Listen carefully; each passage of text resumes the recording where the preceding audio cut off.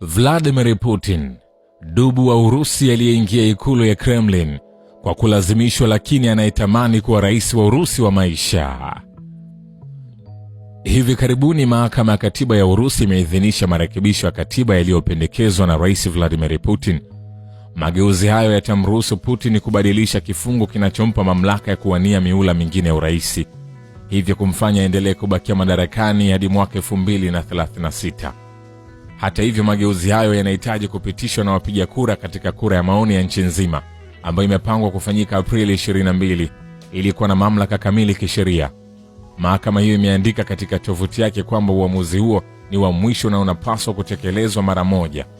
Uamuzi huo wa mahakama umetolewa tarehe 22 baada ya Warusi wapatao 18,000 kusaini ombi la kuyapinga mageuzi hayo, wakisema yakubaliki kisiasa na kimaadili. Mageuzi mengine katika hali hiyo ni pamoja na maagizo ya kupiga marufuku ndoa za wapenzi wa jinsia moja na kulinda ukweli wa kihistoria kuhusu jukumu la Urusi katika vita kuu ya pili ya dunia. Mageuzi haya kimsingi yamebeba haiba ya Putin mwenyewe, kwani amekuwa akiyaita ni mageuzi ya jangwa la barafu. Putin ni kiongozi mwenye msimamo mkali katika siasa. Amekuwa akipingana na wanasiasa wenye mrengo wa kibepari mara zote na kuwaona kama maadui wa taifa hilo. Sera na uongozi wake umeshuhudia mageuzi makubwa katika uchumi na teknolojia kwa ujumla ndani ya Urusi. Ukimtazama Putin kwa upande huu, unamuona kama kiongozi shupavu atakayekumbukwa kwa mengi zaidi ya shirikisho la Urusi. Vladimir Putin, kiongozi shupavu kama dubu wa Siberia, mnyama mkali na katili katika eneo la jangwa la barafu huko Siberia, ila mpole na mpenda mazingira yake.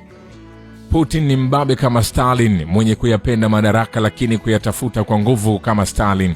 Ndani ya Putin, Stalin anaishi japo anatofautiana njia za kuingia ikulu ya Kremlin. Joseph Stalin aliyataka madaraka kwa nguvu zote, huku Vladimirovich Putin alilazimishwa kuwa rais kwani aliogopa kuwa Urusi ilikuwa na matatizo mengi, hivyo rais aliuona kama mzigo asioweza, lakini leo hii hataki kuachia urais. Vladimir Vladimirovich Putin alizaliwa Oktoba 7 mwaka 1952 katika mji wa Leningrad, katika ile iliyokuwa muungano wa Kisovieti, kutoka kwa wazazi wake wawili, yaani baba yake Vladimir Spiridonovich Putin na mama yake iliitwa Maria Ivanovna Putin, ambaye mama yake anajulikana kwa jina lingine kama Shalomova. Putin alipata elimu yake kuanzia Septemba 1 mwaka 1960 kwenye shule ya msingi iliyoitwa namba 193 huko Baskov Lane, na baadaye kwenye chuo cha Leningrad State University aliposomea sheria, na alihitimu elimu yake hapo chuoni mwaka 1975. Baadaye alijiendeleza elimu yake mpaka ngazi ya uzamivu PhD katika sheria za kibiashara, yani business law. Mwaka 1975 Putin alijiunga na shirika la kijasusi la Urusi la KGB na alianza kupewa mafunzo yake kwenye kikosi namba 401 huko Okta kwenye mji wa Leningrad. Toka hapo alipita ngazi nyingi ndani ya kikosi hicho cha kijasusi cha KGB. Kuanzia mwaka 1985 mpaka 1990 Putin alitumwa huko Ujerumani Mashariki kama afisa wa ngazi ya juu kwenye kikosi maalum cha ujasusi cha KGB. Baada ya ukuta wa Berlin kuanguka mapema tarehe 9 mwezi wa 11 mwaka 1989 na chama cha kikomunisti cha Ujerumani Mashariki kufutika, alirejea Leningrad, Urusi, ambapo alipangiwa kufanya kazi za kijasusi kwenye kitengo maalum cha masuala ya kigeni mpaka alipostaafu mwenyewe akiwa na cheo cha Lieutenant Colonel Agosti 20 mwaka 1991. Hivyo Vladimir Putin ni afisa wa kitengo cha ujasusi cha KGB aliyekuwa na cheo cha Lieutenant Colonel, ambaye alikuwa anafanya kazi kwenye majeshi ya Urusi aliyokuwa nchini Ujerumani Mashariki. Putin ni mtu jasiri sana, anayejiamini na mwenye tabia ya kuchukua maamuzi magumu. Watu wengi wanaomjua Vladimir Putin kwa karibu wanakuambia kwamba Putin ana kila aina ya sifa ya ujasusi. Ni mtu asiyetaka mizaha, wakati wote yupo serious, na mtu wa majukumu wakati wote. Wengi wanakuambia ni vigumu kumwona Putin akicheka. Anaweza akatabasamu, lakini tabasamu hilo haliwezi kudumu kwa zaidi ya sekunde 5. Putin pia ni mtu mkakamavu sana na mwanamichezo mzuri anayeheshimika duniani kote kwa kuwa na mkanda mweusi black belt, na mchezo wa judo na karate. Pia anapenda sana kukimbia na farasi na kucheza michezo mbalimbali inayohusiana na farasi. Putin pia ni rubani mzuri sana wa ndege za kijeshi. Mwaka 2001 alichukua ndege ya kivita akiwa peke yake kama rubani, na kwenda kushambulia Chechnya na kurudi salama. Putin ana kawaida yake akitembelea nchi yoyote ambayo mchezo wa judo una wapiganaji, basi lazima kwanza, kabla hajafanya lolote katika nchi hiyo ya ugenini, ni lazima apambane na bingwa wa mchezo huo wa uzito wake, na lazima mpige. Katika historia yake hajawahi kupigwa na mpinzani wake hata mara moja. Labda kwa sababu wanaogopa ni rais? Tuendelee. Putin ni mtu anayeipenda sana nchi yake, nationalist. Ni mtu anayeamini kwamba hakuna taifa bora duniani kama Urusi, na hakuna watu bora na mila bora duniani kama Warusi na mila zao. Sio huko Afrika, wengi wanaamini Marekani, hawaamini nchi yao. Upo Tanzania, upo Kenya, upo Uganda, upo DR Congo, upo Rwanda, upo Burundi, upo Sudan, upo Somalia, upo Ethiopia na nchi nyingine za Afrika, lakini unaamini Marekani na Ulaya ni bora kuliko wewe. Aibu yako. Vladimir Putin ni mjukuu wa mpishi wa kiongozi wa zamani wa kikomunisti Vladimir Ilyich Lenin.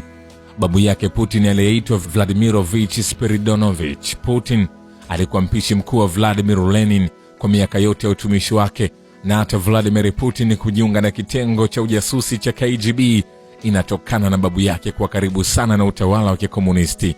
Baada ya kuvunjika kwa Umoja wa Soviet Union mwaka 1991 na ukuta wa Berlin kuvunjwa, Ujerumani Mashariki na Ujerumani Magharibi ziliungana, na hivyo majeshi ya Urusi yaliyokuwa yanaulinda ukuta wa Berlin walirudi nyumbani, ikiwa ni pamoja na kikosi chote cha KGB. Kutoka kwenye kazi ya ukachero kwenye kitengo cha KGB, Putin aliingia kwenye siasa chini ya utawala wa Boris Yeltsin na kuwa waziri wa wizara mbalimbali, kabla hajaombwa mara kadhaa kuwa rais wa mpito wa nchi hiyo na bosi wake, lakini kila alipoombwa alikataa na kusema Russia ina matatizo mengi, hataweza kuyatatua. Kwa sasa Rais Vladimir Putin ametengana na mke wake wa miaka mingi Ludmila Putina, na kwa hivi sasa anaishi na msichana mdogo mwenye umri wa miaka 20. Putin anaongea na kuandika lugha ya Kijerumani kwa ufasaha wa hali ya juu. Pamoja na kwamba Rais Vladimir Vladimirovich Putin amekuwa rais wa Urusi kwa vipindi viwili tofauti, na leo anadaiwa kuwa kiongozi makini wa taifa hilo, lakini hakuna mtu yeyote aliyekuwa akimtegemea kwamba siku moja angelikuwa rais wa taifa hilo kubwa duniani. Hata yeye mwenyewe alikuwa tarajii kwamba siku moja atakuja kuwa rais wa Urusi, kwa vile alikuwa anauogopa sana urais. Putin aliwahi kushika nyadhifa mbalimbali za uwaziri katika serikali ya rais wa kwanza wa Russia Federation Boris Nikolaevich Yeltsin. Wakati Rais Boris Yeltsin amechoka kutokana na maradhi ya moyo na umri wake kuwa mkubwa, alimtafuta mrithi wake kwa muda mrefu bila ya kumpata.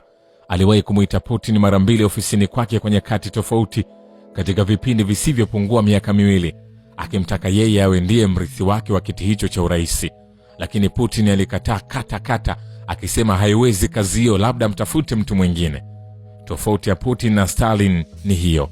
Stalin aliyeutafuta uraisi kwa nguvu na tamaa ya hali ya juu, lakini huko Putin akionekana kuukimbia uraisi. Boris Yeltsin aliendelea kumtafuta mrithi wake miongoni mwa mawaziri wake na hata viongozi wengine wa idara zingine za serikali bila mafanikio, na baada ya miaka 2 kupita alimuita tena Putin ofisini kwake, na huko akimsihi kwamba ameangalia nchi nzima lakini haoni mtu mwenye uwezo wa kumwachia nchi zaidi ya yeye Putin. Putin wakati huo akiwa kama waziri tu wa wizara alimkatalia tena kata kwa mara ya pili kwamba kazi hiyo haiwezi, labda tafute mtu mwingine. Putin aliondoka, na huko akimwacha Rais Boris Yeltsin akipasua kichwa kuhusu nani wa kumkabidhi madaraka ya uraisi. Baada ya miezi 6 kupita, Rais Boris Yeltsin akiwa amebakiza muda wa miaka 2 amalize muda wake wa kuwa rais kikatiba, alimuita Putin ofisini kwake. Na Putin alipoingia ofisini kwake, rais alimpisha kiti Putin akae. Putin alikataa kukaa. Rais Boris Yeltsin alimshika mkono na kumlazimisha kukaa kwenye kiti chake, kiti cha rais. Putin alipokaa akamwambia, wewe sasa ndio rais wa Russia Federation kuanzia leo hii, na kama utaki ondoka kwenye kiti, nchi ibakie bila kuwa na mtawala.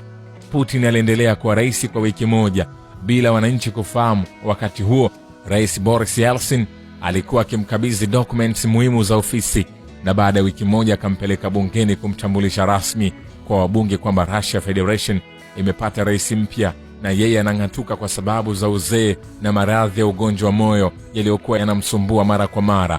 Ikumbukwe Boris Yeltsin alipata heart attack